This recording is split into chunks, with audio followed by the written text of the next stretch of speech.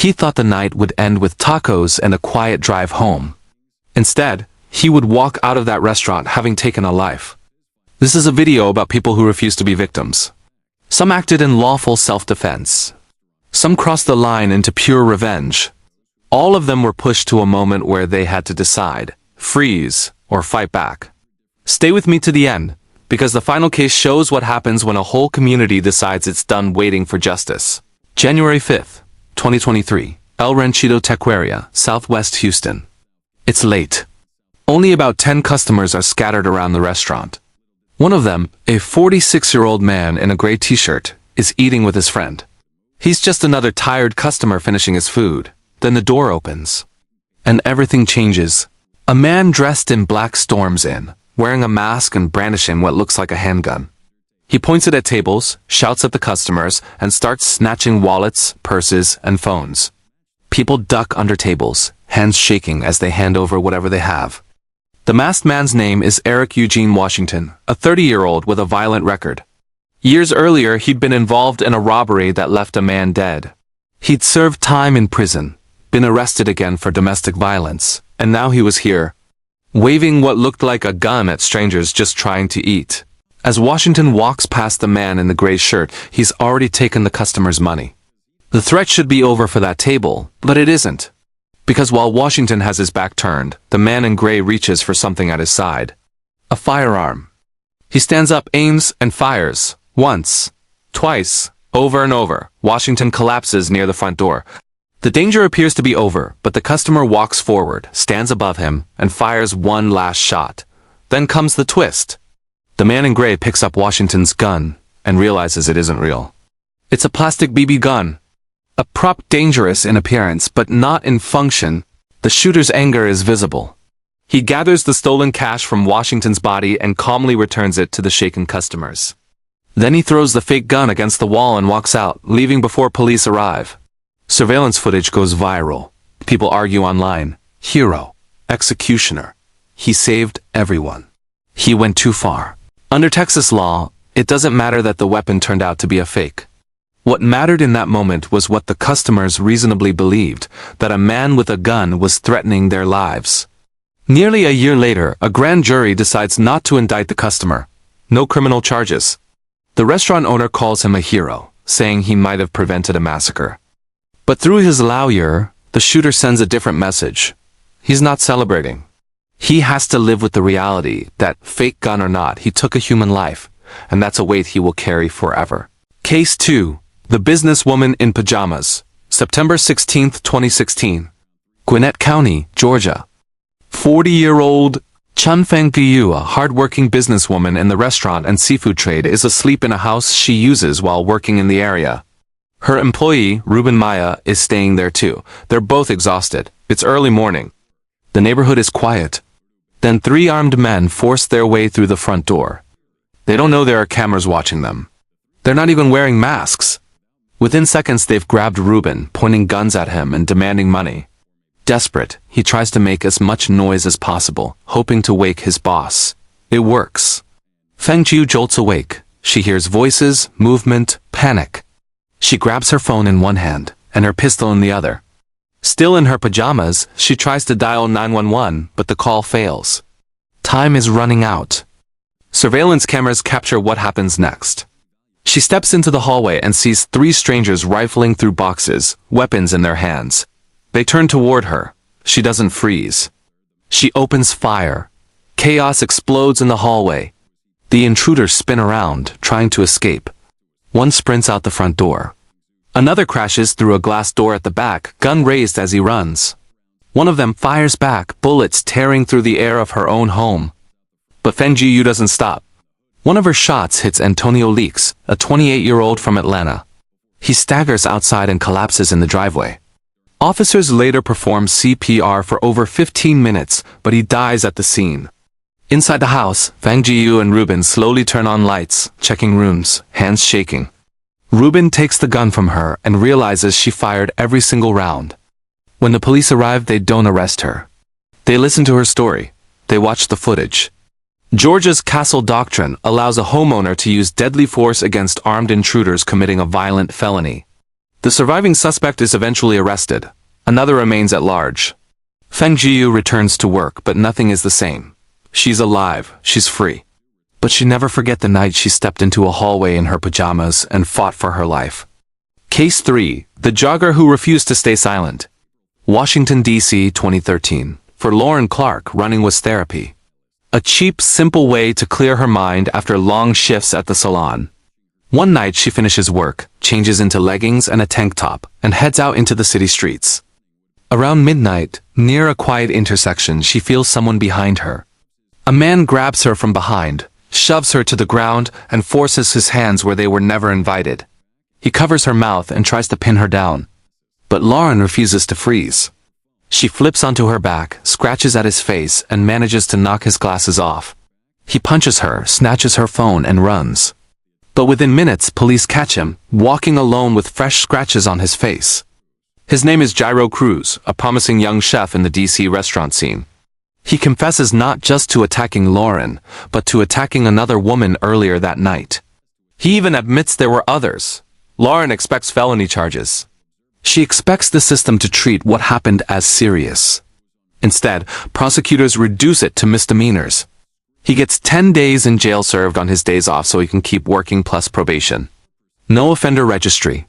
No real mark on his future. For Lauren, the message is clear. The system doesn't see what happened to her as worth much, but she isn't done.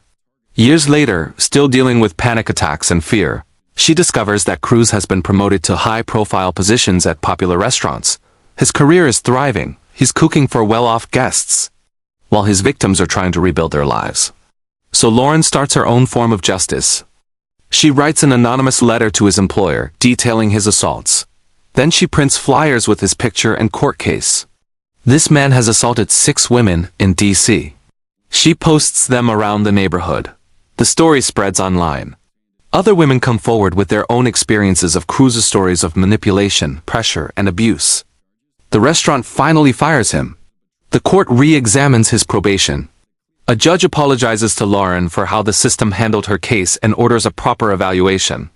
Lauren didn't attack Cruz. She didn't carry out physical revenge. Her weapon was information. By refusing to stay quiet, she warned others and forced the system to take a second look at a man who'd slipped through the cracks.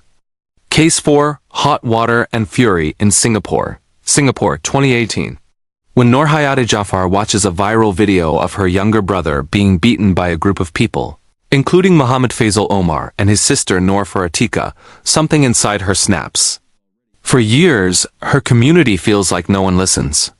Complaints vanish. Fear spreads. So Nurhayati decides that if the system won't protect her family, she will.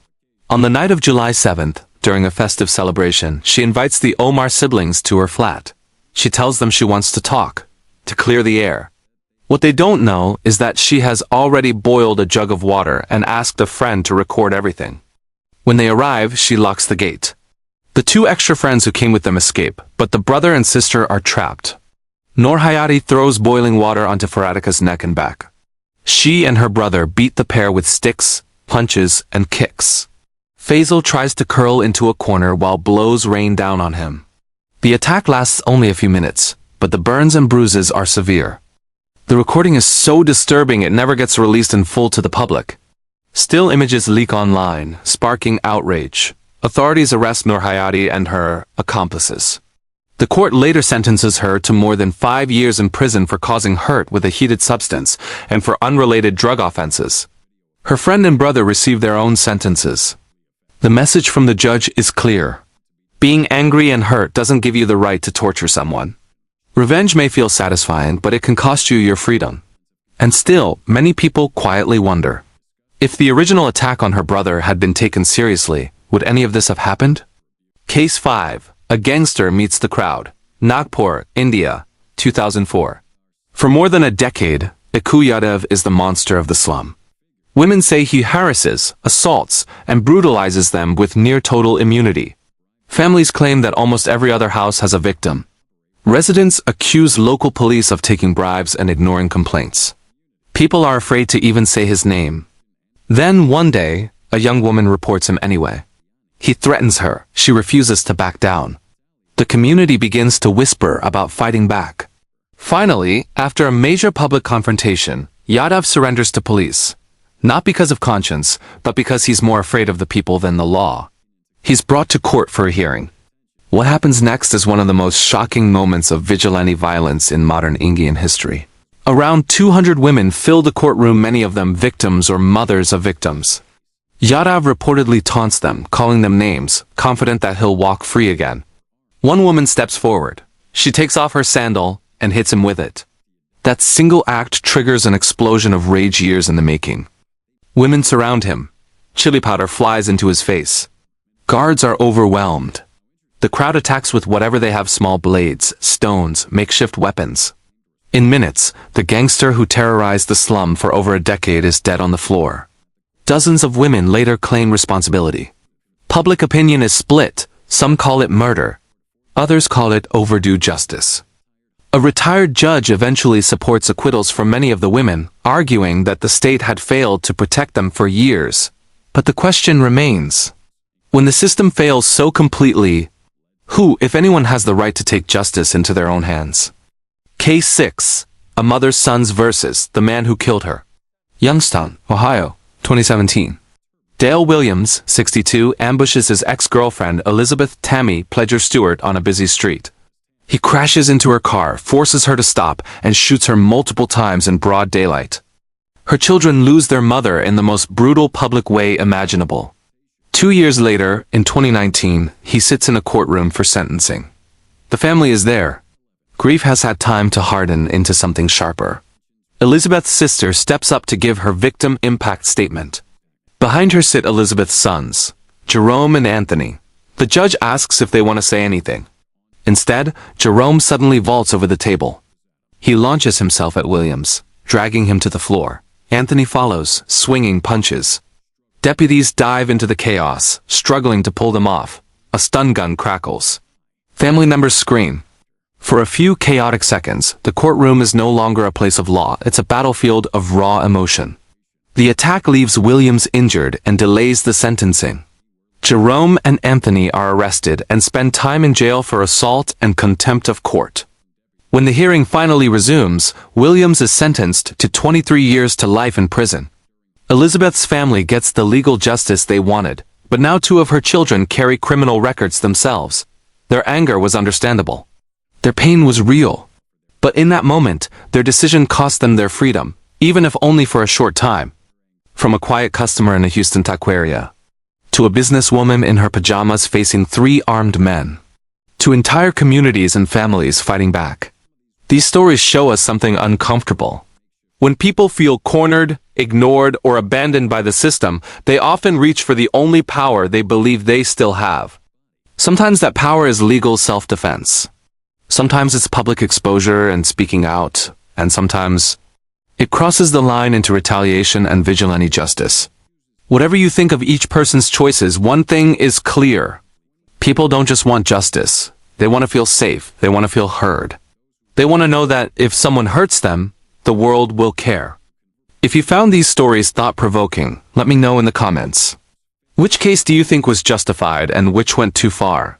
Make sure you subscribe for more deep-dive crime stories, where we don't just tell you what happened.